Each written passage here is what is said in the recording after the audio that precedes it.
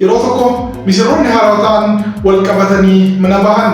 Misirrittiin sun ganama kaatee yoo ciree qopheessitu foddaadhaan gad ilaaltee uffata miicamee haada irratti afame argite. Yeroo abbaan manaa isii dhufee isii bira gahu ilaalamee namittiin ollaa kennaa uffata miicuu hin beektu.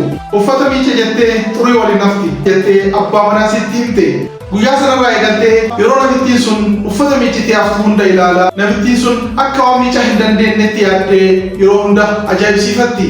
Erga tokko oliif uffata isiin haftu foddaadhaan ilaalaa namittii sana hedduu ajaa'ibsiifataa turteen booda gaaf tokko ganama kaatee uffata isiin miicite yoo ilaaltu uffanni guyyaa san afamee argite kan akka asiin duraa xuraa'ee osoo hin taane hedduu qulqullaa'ee kan afame ture.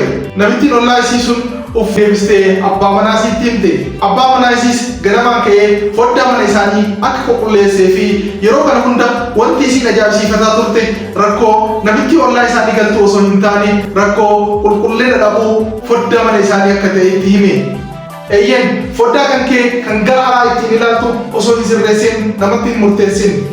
Qulqullinni wanti nu ilaallu qulqullina foddaa keenyaatiin murtaa'aa waan ta'eef osoo namatti hin murteessin dursinee foddaa keenya qulqulleessuun dirqama.